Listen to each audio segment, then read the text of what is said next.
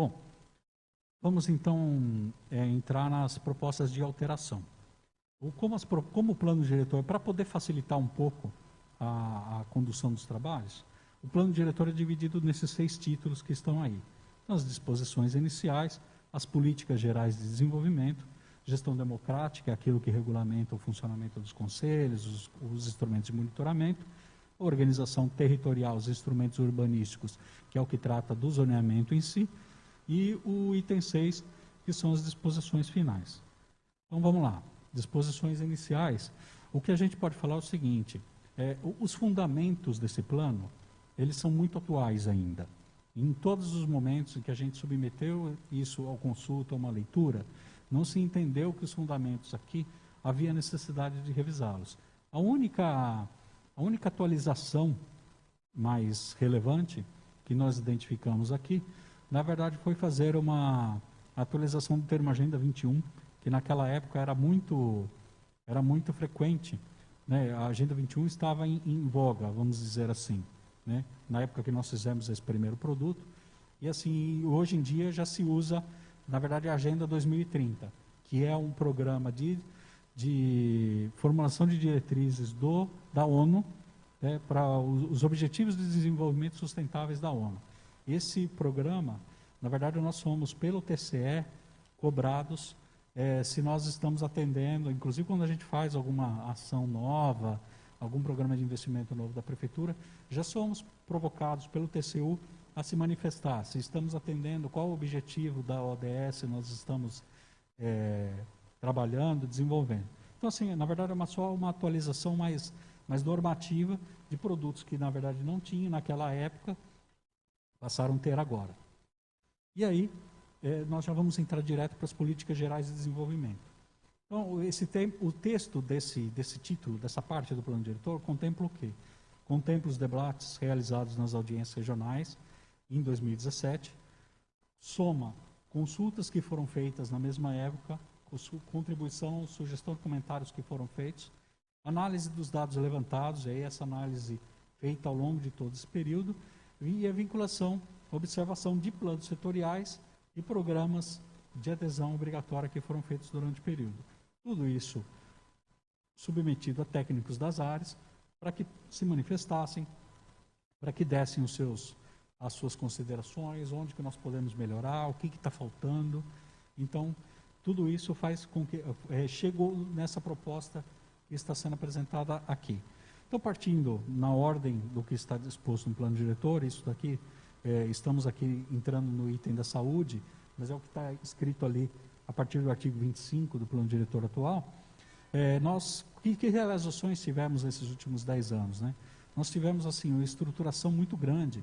Às vezes a gente reclama da condição, das condições de prefeitura e tudo, mas quando a gente puxa um horizonte de 10 anos, a gente verifica 10 ou 13 anos aqui no caso, a gente verifica quantas ações foram feitas nesse período.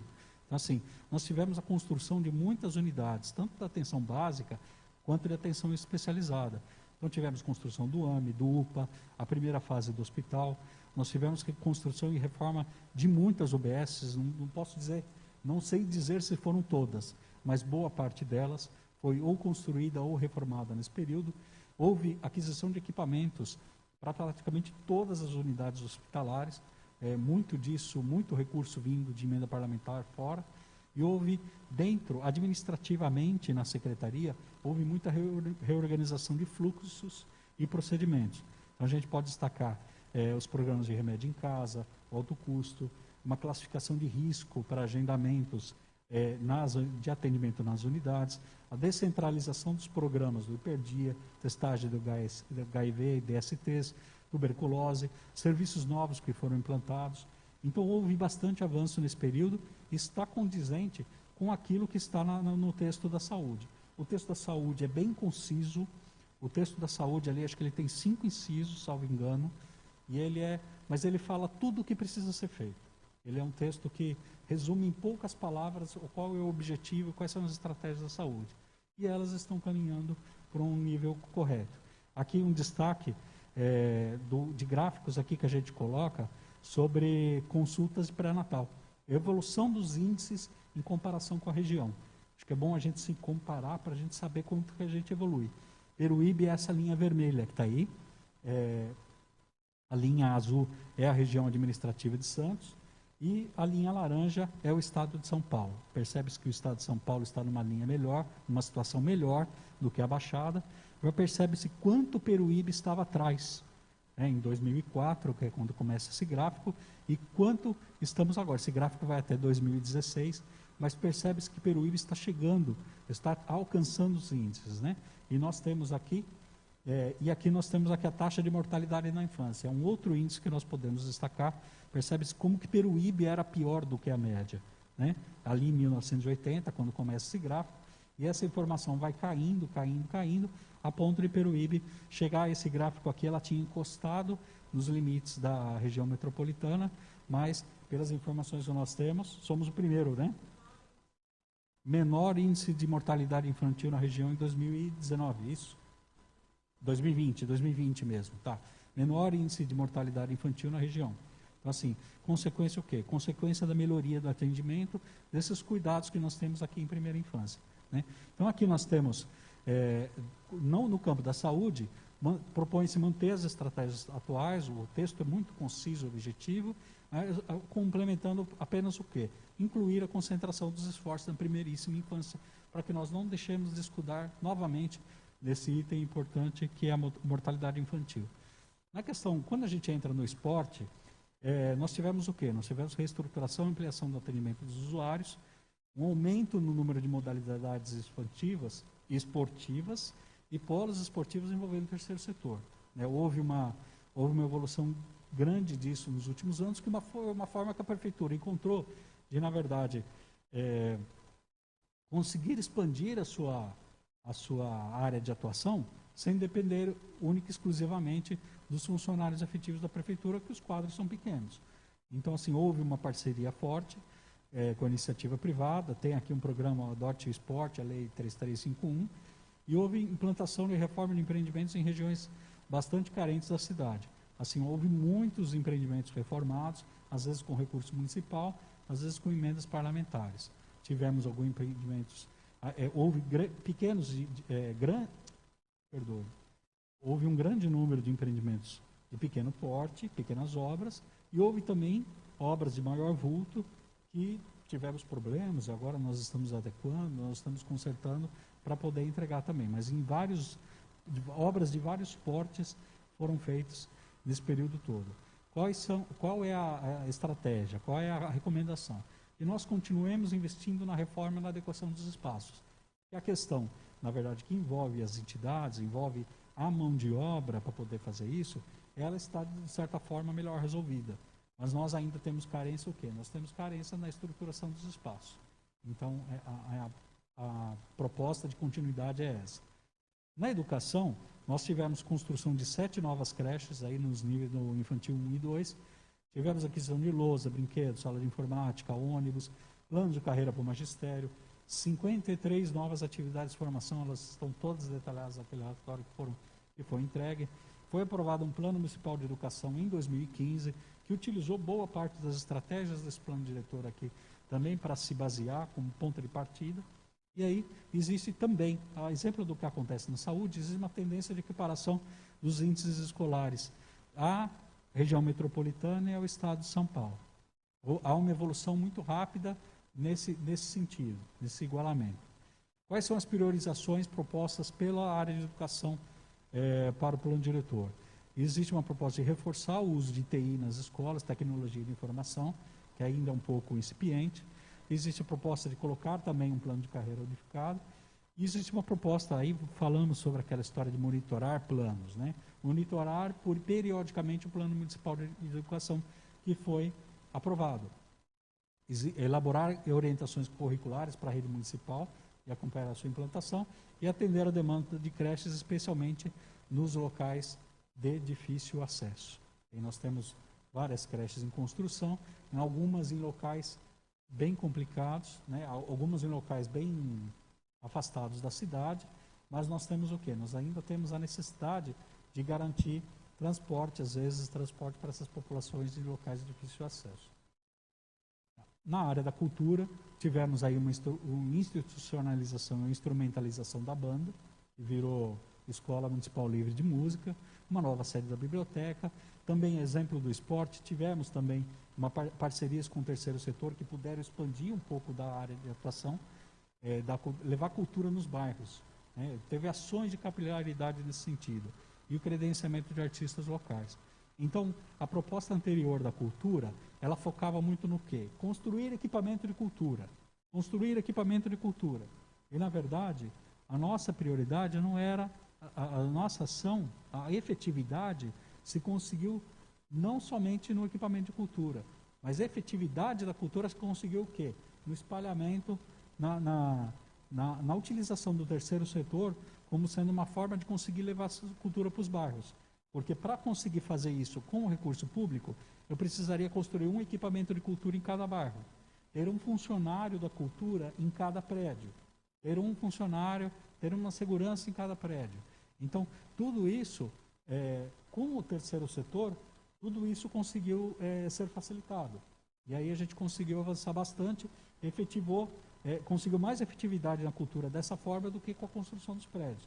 E aí, me perdoem, eu acho que acabou ficando a parte, acabou faltando o texto aqui, mas o texto, a mudança principal do texto é justamente essa, tirar o foco da parte da construção, tirar o foco, colocar o foco na efetivação da política em si, levar a cultura para os bairros, para as pessoas. A assistência social, no campo da assistência social, nós tivemos o quê? Nós tivemos uma estruturação das equipes, tivemos ampliação de vagas aí nos serviços de convivência, uma ampliação de vagas para acolhimento institucional dos idosos que estão em situação de risco e uma tendência, novamente, igual à educação, igual à saúde, tendência de equiparação dos índices do IDH aos índices da região metropolitana e Estado de São Paulo. Assim, isso são dados aqui do relatório, o relatório obtido ali no Ministério de Desenvolvimento, Ministério de Cidadania, né? Ministério de Cidadania, que na verdade coloca informações das situações das famílias que nós temos hoje no município.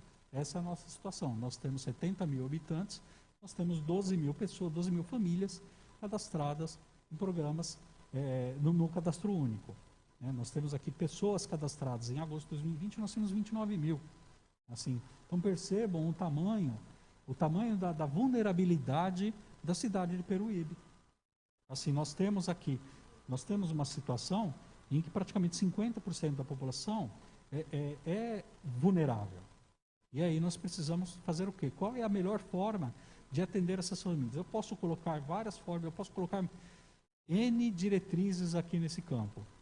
Priorizar o grupo tal, priorizar o grupo tal, priorizar o grupo tal. Na verdade, eu tenho que dar condições para que esses grupos possam sair da condição de vulnerabilidade que eles se encontram hoje. Né?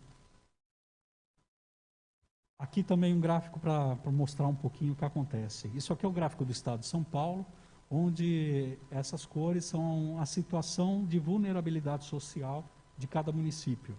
Tá? Os que estão em azul são os considerados dinâmicos, os que estão em melhor situação, e eles compreendem 33% dos municípios do estado. Os desiguais são uma situação um pouquinho menor, eles compreendem 43% dos municípios. Os equitativos são o terceiro grupo, eles são os que estão em verde, compreendem a 9,8% dos municípios do estado de São Paulo. Os que estão em transição são 8% município, a quarta classe. E os que estão no grupo vermelho, nós, Peruíbe incluídos, representam 4,55% dos municípios do estado. A situação vermelho é a pior situação de vulnerabilidade que existe. Assim, nós estamos nos 4,55% dos municípios mais vulneráveis do estado. Assim, a nossa população é muito mais vulnerável que a média. Se nós compararmos a região, aqui nós temos ali, o mapa para vocês está um pouco pequeno ali, talvez vocês consigam visualizar. Mas eu pego ali praticamente nessa região, nessa condição, tem boa parte dos municípios do Vale do Ribeira, né, e nós temos Mongaguá aqui na Baixada Santista. Depois nós temos Itanhaém numa posição melhor. Nós temos ali Praia Grande uma posição melhor, Santos já o grupo 1, é o grupo menos vulnerável. Então, assim, nós temos situações desiguais ao longo da Baixada, mas nós temos uma questão econômica muito parecida com os municípios do Vale do Ribeiro. Tá, aqui estão a classificação, a terminologia, como é usada essa terminologia para poder discutir. Grupos que são dinâmicos, então eles têm alta riqueza e têm alta ou média questão de longevidade e escolaridade. Nós que estamos aí na situação dos vulneráveis, significa o quê? Isso é um levantamento do governo do Estado, SEAD, junto com a Assembleia Legislativa. São municípios que têm baixo índice de riqueza, baixo nível de longevidade e baixo nível de escolaridade, em comparação com outros estados. Nós temos 3 dimensões a serem resolvidas para que nós possamos avançar nisso e possamos ter uma população menos vulnerável. Tá? Quais são as necessidades adicionais, então, no campo da assistência? Nós temos que priorizar públicos prioritários das políticas sociais, e esses públicos podem... quem são? São crianças, são adolescentes, são idosos, pessoas com deficiência, e assim, focar em família como eixo central desse público-alvo. E aí a capacitação de atores públicos e privados da política social. Essa política social não tem que ser feita só pela prefeitura, mas na verdade existe uma série de grupos privados que podem atuar junto com a prefeitura para fazer entrar nessa política. Entrando na política da segurança. Então, assim, segurança teve a defesa social, teve uma transferência para um espaço mais adequado em 2013, nós tivemos uma estruturação da GCM, um plano de carreira, com fornecimento de uniformes, equipamento, frota de veículos, tivemos implantação de câmeras de monitoramento em 850 pontos do município nos últimos anos, e tivemos ali na Defesa Civil uma atuação coordenada com o Estado na mitigação de problemas com enchentes e deslizamento de encostas. Fomos bastante afetados aí nos últimos anos pela questão de deslizamentos, que era uma coisa bastante difícil de acontecer, mas, enfim, houve essa atuação coordenada, a Defesa Civil do Estado está sempre conosco, e é preciso reforçar essa atuação junto a esses órgãos concedentes de recurso para conseguir viabilizar esses pleitos necessários. Houve a recriação recente de um Fundo Nacional de Segurança Pública, onde a gente consegue fazer acesso de alguns recursos, e aí as ações na área de defesa civil, incluindo ações de recuperação de encosta, que existem recursos disponíveis, não vamos dizer que eles estão assim a quem quiser pegar, mas na verdade estão lá. Existem fontes de recurso acessíveis que nós precisamos batalhar para conseguir pegar, formular os projetos, conseguir pegar esses recursos para poder atuar um pouco melhor nessa parte. Na parte do turismo, realizações, nós tivemos incremento da estrutura de apoio ao turista, foi muito grande, porque nós temos aqui, é uma das principais fontes de investimento de capital externo que nós temos. É uma verba do governo do Estado, do Departamento de Desenvolvimento das Instâncias, chamado DAD, e com essa verba, várias obras são feitas com fins turísticos. Com esse tipo de verba, foram reformados a rodoviária, foi construído um novo mercado de peixe, foram construídos Praça Flórida, Chico Latim, foram feitas diversas pavimentações que foram feitas aqui no centro da cidade, está sendo feita ali, começando a urbanização ali da Hora da Praia, reforma de Lamário, enfim, esses investimentos de capital grandes, boa parte deles provém dessa fonte.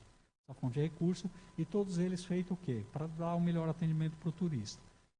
Existiu também, na parte administrativa, a parte gerencial da Secretaria de Turismo, uma consolidação do calendário anual de eventos, elaboração do plano diretor de turismo, fundamental para conseguir continuidade, a garantia de acesso a esses recursos do DAD, em que falamos, e aí a realização de eventos de caráter sequencial. O que a gente chama de evento de caráter sequencial?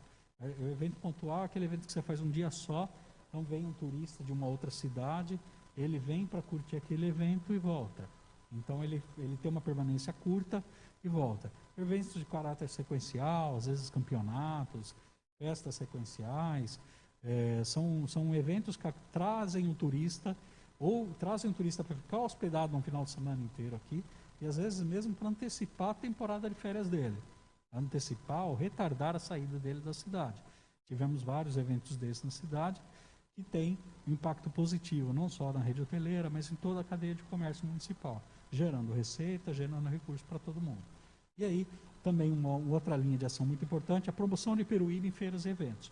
Isso era um evento, uma coisa muito pontual, mas tem sido feito de uma forma regular, a ponto de ser recomendado aqui também como uma diretriz, porque não adianta promovermos a cidade dentro de Peruíbe, nós temos que promover a cidade fora de Peruíbe, nos eventos regionais, estaduais, e às vezes até em algum evento de promoção de destaque internacional, promover a região da Baixada Santista, a costa, a estação ecológica, como sendo uma fonte de atração de turistas para cá. Então, assim, coisas que foram colocadas no turismo, fomentar atividades de uso coberto, consolidar a promoção externa da imagem de Peruíbe, essa consolidação do calendário de eventos, aproveitar o uso de aplicativos de aluguel temporário. Na verdade, nós vamos precisar discutir isso, né? Mas isso é uma coisa inevitável e todos estão aqui. Existe uma fonte nova de recursos e como isso pode ser explorado e buscar a excelência no atendimento ao turista. De que forma? Garantir ou conscientizar que todo cidadão é um agente, indiretamente um agente de turismo. Por que eu sou agente de turismo? Eu trabalho, de repente, eu trabalho onde? Né?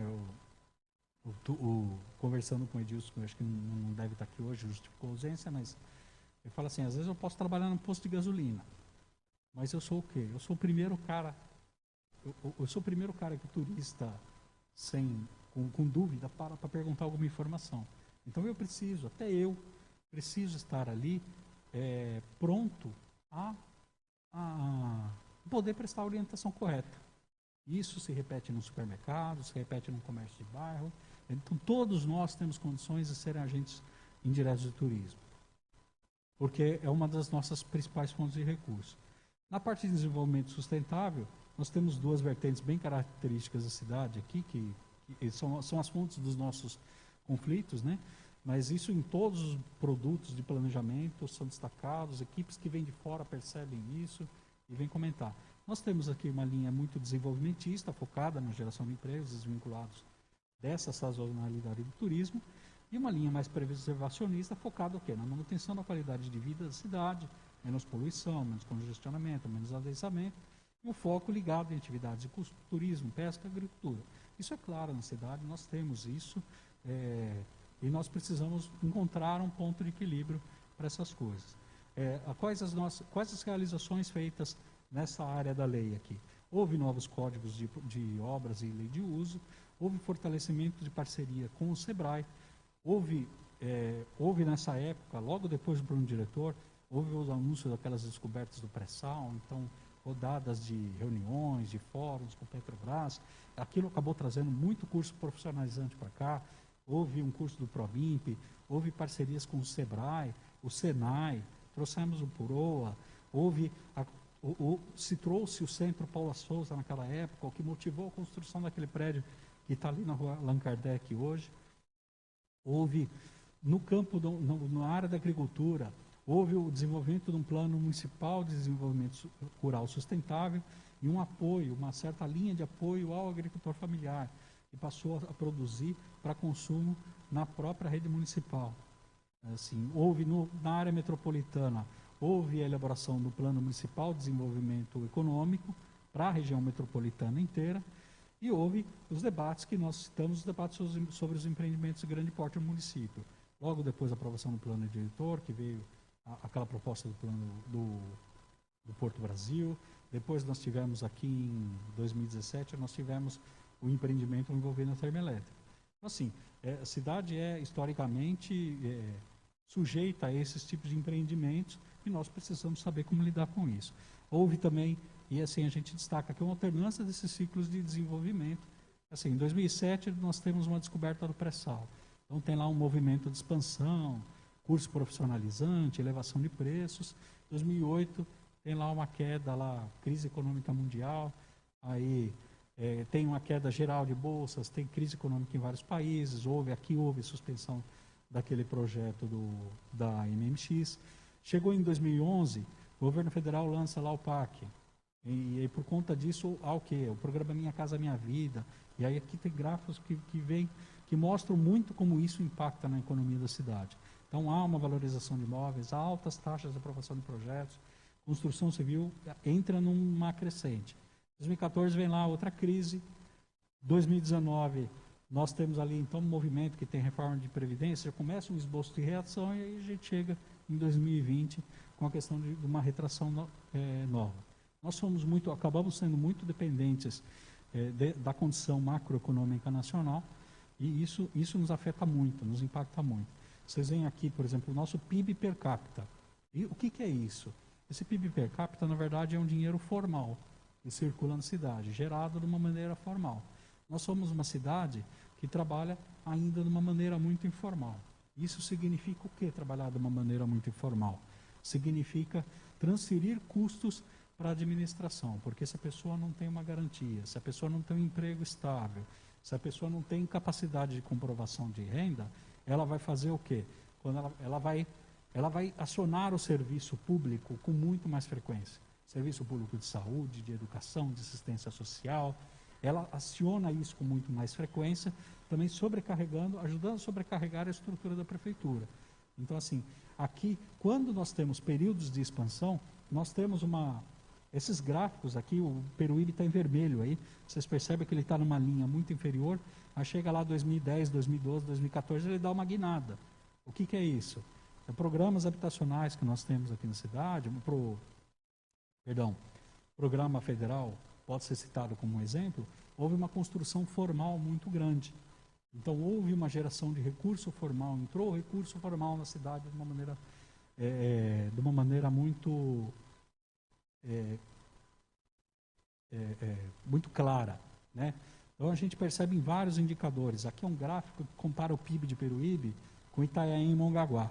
A curva de Peruíbe é a curva que está em verde, a curva de Itanhaém é a curva que está em laranja e a curva de Mongaguá é a curva que está em roxo. Vocês percebem que, por exemplo, a curva de Peruíbe encosta na curva de Itanhaém, 2011, 2013, 2014, logo depois ela desvincula e abaixa. Assim, vocês percebem que em vários gráficos que nós vamos passar aqui, esses gráficos tirados de fontes oficiais, de SEAD, de IBGE, eles demonstram o quê? Eles demonstram o impacto de certas atividades na economia formal municipal. Então, quais são as nossas necessidades? São necessidades de estabelecer pontos de equilíbrio entre as correntes desenvolvimentista e preservacionista. Nós precisamos construir uma proposta sustentável sob os pontos de vista econômico, urbanístico e ambiental. E a simplificação de estratégias, mantendo conceitos originais que foram estabelecidos nas assembleias territoriais. Então, se nós pegamos o texto que foi colocado ali, é um texto muito, praticamente idêntico ao texto que foi acertado nas assembleias territoriais. Na área do meio ambiente, houve realizações da educação ambiental, houve parcerias aí com a Secretaria de Educação, realização de mutirões na Orla da Praia, implantamos um plano municipal de arborização, criamos alguns parques municipais, houve ações pontuais de coleta seletiva e também planejamento e implantação de ações de fiscalização ambiental, incluindo alterações da estrutura administrativa e atribuições de cargos, capacitação de servidores e utilização do geoprocessamento como ferramenta de trabalho. Nós precisamos fazer o quê? Nós fizemos, na verdade, algumas adequações pequenas de redação ao texto original, mais quanto a terminologias utilizadas. Citando como um exemplo ali o termo com os conceitos de área de preservação dos espaços potencialmente protegidos. Na verdade, as diretrizes estão ali, estão de acordo, e aí a gente pega, coloca, a gente faz só uma atualização de terminologia. Entrando na área de infraestrutura, nós tivemos o quê? O que teve nesses últimos anos? O projeto Onda Limpa aumentou a nossa cobertura de esgoto de 16% para 80%. Nós tivemos pavimentação, assim, muitas obras com recursos externos e fizemos assim, um levantamento preliminar aqui, praticamente só com recursos externos aqui. Nós utilizamos cerca de 48 milhões de reais em obras de pavimentação nesses últimos 10, 13 anos, sendo novas pavimentações, 10 milhões para recapes, nós utilizamos cerca de 1 milhão aí para aquisição de maquinários, 5 milhões e pouco para recuperação de encostas, 4 milhões para drenagem, 926 mil para iluminação, 1 milhão para ciclovias. E aí, a iluminação pública, nós fizemos a assunção do Parque Municipal, que era de competência da Electro, e passou a ser gerido pela Prefeitura também nos últimos anos, e isso possibilitou o quê? Possibilitou uma celeridade na manutenção, e agora está começando a ter uma celeridade maior em investimentos de novos pontos, que não era possível no primeiro período.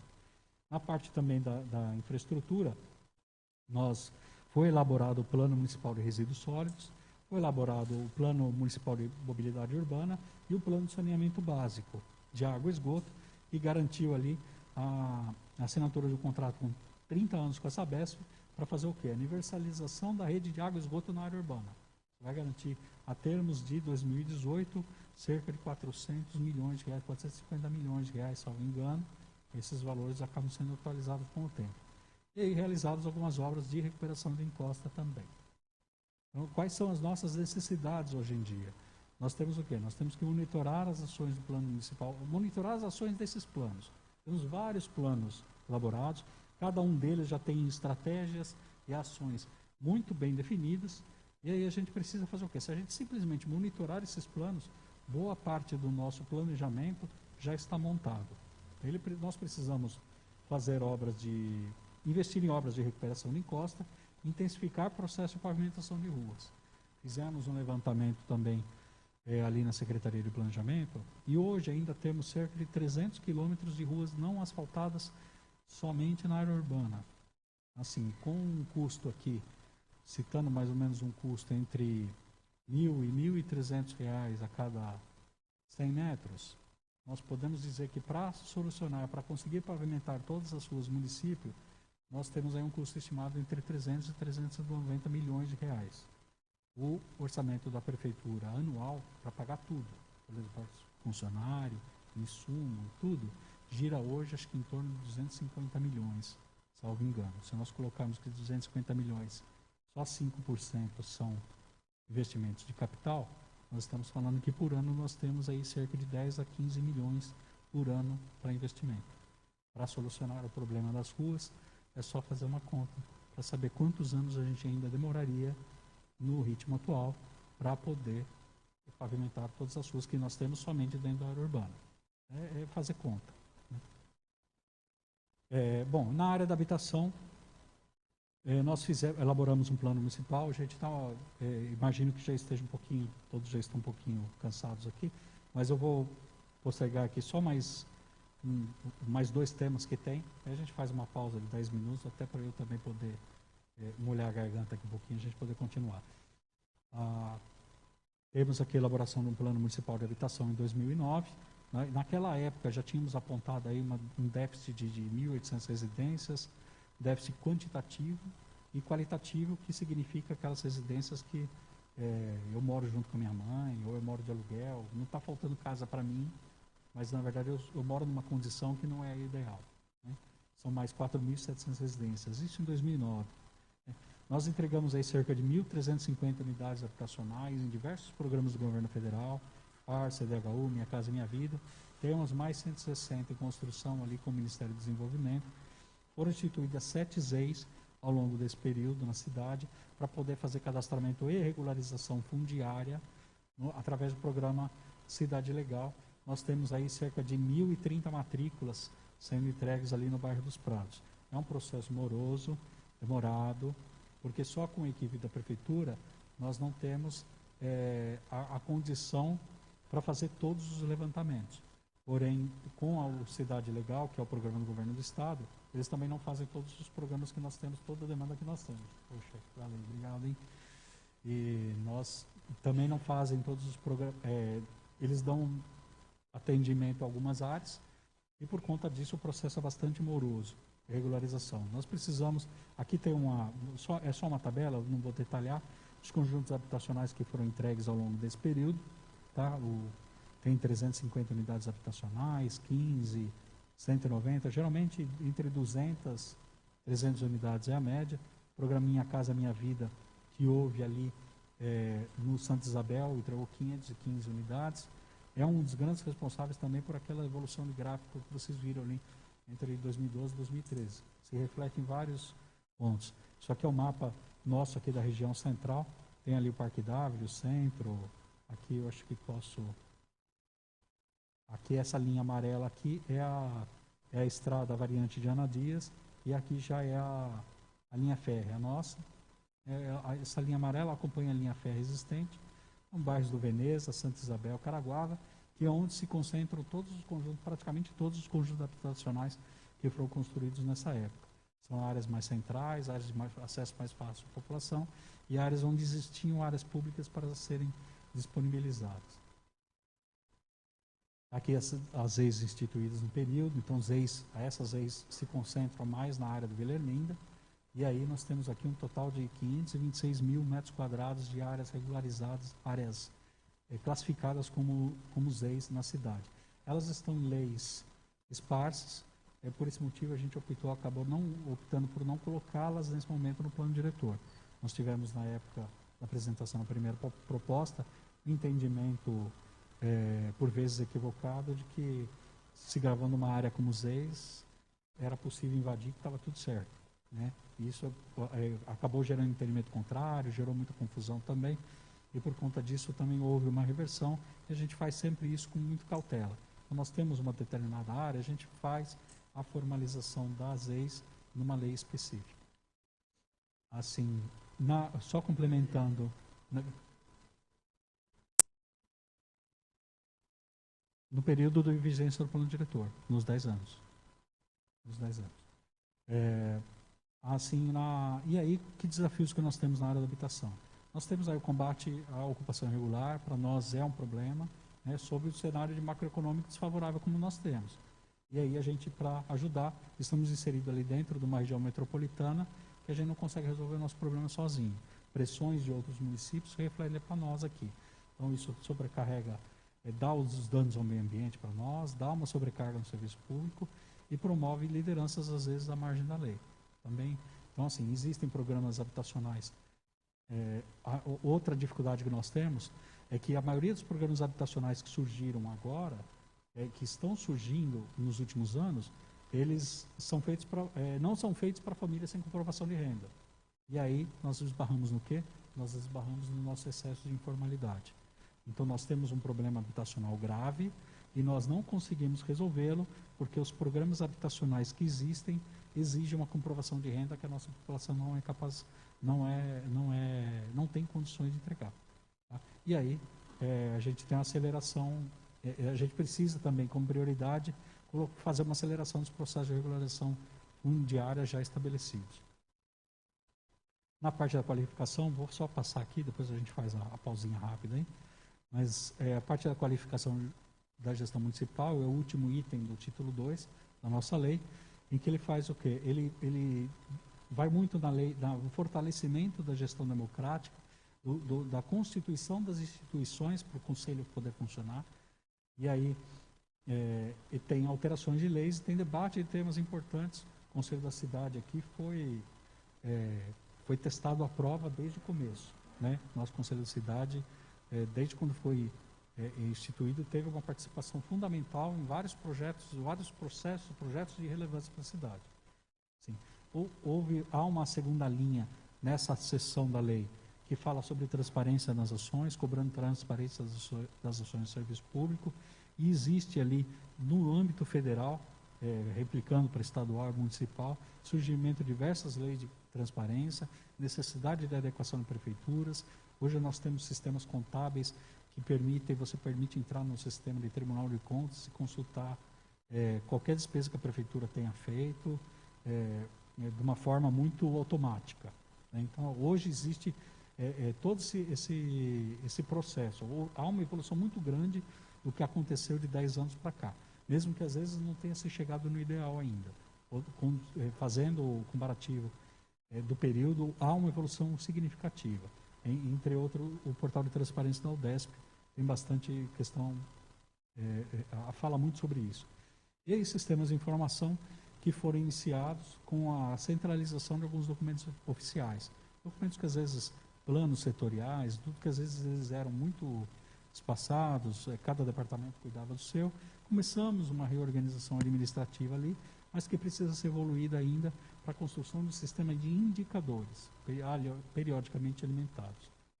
Assim, as nossas necessidades são investir nesses sistemas, nessas rotinas de avaliação de dados, utilizar mais intensamente o geoprocessamento como forma de planejamento da administração, fazer o serviço de inteligência para maior justiça fiscal e a sustentabilidade fiscal das ações tomadas.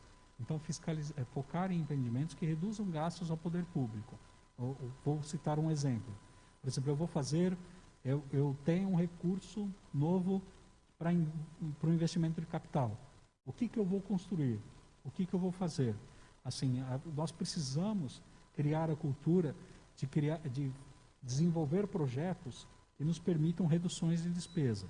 Então, atacar naquilo que é o nosso problema, que está nos gerando um problema, que está nos gerando uma despesa grande hoje, para eu poder, com esse recurso de capital, mitigar aquele problema e deixar de ter despesa de manutenção. Assim, se a toda hora que eu crio um serviço novo da prefeitura, eu sou obrigado a colocar mais funcionários para manter aquele serviço, criar novas rotinas de insumo, de aquisição de equipamentos e tudo, e aí isso dificulta, sobrecarrega mais ainda a folha, sobrecarrega mais ainda a aquisição de insumos e diminui o percentual de recursos que eu tenho disponível para investir em capital no ano seguinte. E isso vai virando um círculo vicioso até o momento que a gente vê aquele estrangulamento de 1,75% de investimento. Ou seja, um ano que a prefeitura praticamente não fez nada de novo, né? Não solucionou nenhum problema novo. Bom, gente, vamos dar uma paradinha de 5 minutos aqui, só para recompor a voz aqui, a gente já retoma na sequência. Aí, se vocês quiserem esticar a perna, fica à vontade.